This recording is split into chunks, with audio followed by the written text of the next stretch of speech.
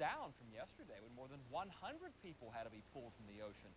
The rips are the result of recent heavy surf punching holes in the sandbars. When the water rushes through, it creates a powerful pulling motion, which can suck swimmers out to sea. None of today's rescues was serious, but lifeguards are telling everyone to be careful. Obviously, swim in front of a lifeguard tower whenever possible. And if that isn't possible, swim in waist-deep water, no deeper, while the rip conditions are prevalent. And rip current conditions could continue tomorrow. If you get caught in one, swim parallel to shore to get out of the rip and then swim into the shore. You'll also want to be on the lookout for the Portuguese man-o-war. They're turning up on the beach today. Several people were stung. Ouch. Rough waters didn't seem to bother beachgoers today along the Space Coast.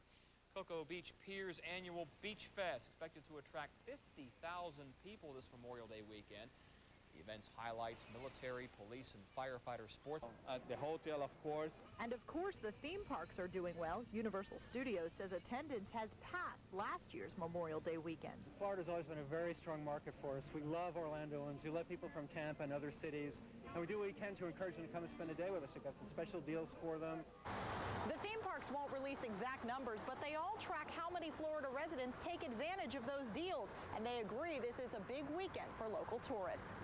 We're live in Orange County. Jody Fleischer, Channel 9 Eyewitness News. Over in Tampa, 22 years ago, a ship ran into the Sunshine Skyway Bridge. 35 people were killed when 7 cars and a bus carrying 26 people plummeted into the Tampa Bay. During a storm, the ship hit a bridge support and knocked out a 1,400-foot section of concrete roadway during morning rush hour. Lifeguards on Central Florida's East Coast will be watching the water extra closely tomorrow. The beaches will be packed with people, and the water's expected to be full of riptides once again. Channel 9's Roger Losi shows how lifeguards are working to keep you safe if you're headed to the shore. Lifeguards on the world's most famous beach say they're ready for the unofficial start of summer. Chris Duarte will be on duty in Daytona Monday and says he's prepared to spend plenty of time in the water. I think a lot of people are actually wanting to get to the outside where there's actually some waves, but we can't let that happen. Lifeguards in Volusia County have pulled nearly 80 people from the water so far this weekend. Paul Zawarski says he's keeping his kids close to shore. See, the waves are really big, so you just can't go out too far. Lifeguards say they actually expected to make more rescues than they've had so far this weekend. They say the choppy surf is actually helping them do their jobs. Whenever we have rough surf, very turbulent washing machine type surf, people are usually more cautious. Volusia County will have 50 of its 70 lifeguard towers staffed Memorial Day. The county is training a new class of rescuers, so many towers will be double manned with a new recruit and a more experienced one. That's twice as many eyes watching for swimmers in trouble. Duarte says parents can help by keeping a close eye on their kids. Still, he expects to spend a lot of time on the whistle Memorial Day when he's not in the water. In Volusia County, Roger Losi, Channel 9 Eyewitness News. Lifeguards say if you're caught in a riptide, swim parallel to the shoreline until you're out of the current. Well, the currents will still pose a big danger tomorrow. Meteorologist Tom Russell's here to tell us.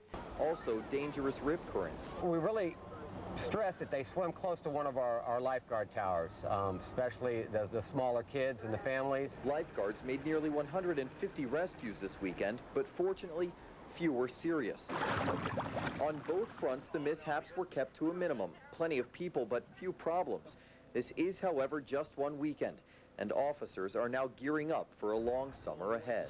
Avoidance is a big thing that we look for. We try to stop something before it happens, and that's where the recognition of a potential problem comes in. And if we can stop something early, I'd rather educate them and stop it if I can. And back out here live, all agencies working the waterways say this weekend has gone very well with few arrests and no fatalities. They do remind us, though, that this is really only the beginning of the season. Out of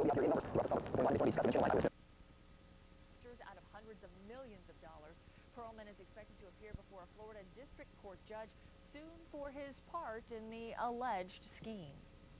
A hidden danger is lurking in the waters off the Volusia County coast, and it's not just the rip currents. It's holes, deep ones in the ocean floor, and it's believed that one of those holes caused a man to drown on Friday. As News 13's Volusia County reporter Selwell Sines shows us, the underwater trouble can hit without warning.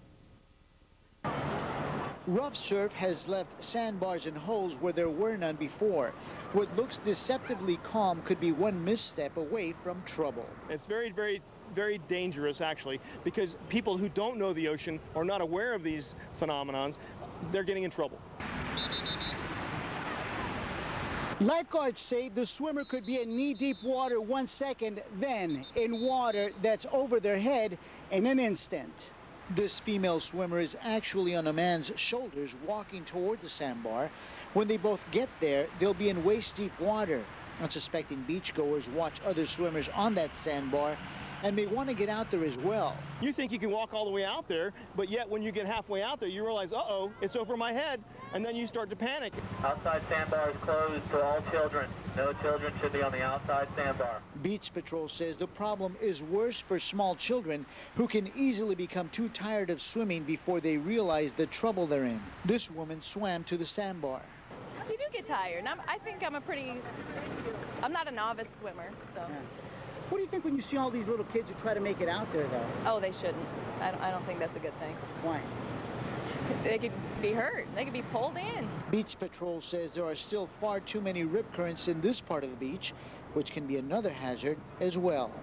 In Daytona Beach, Saul Saenz, Central Florida News 13.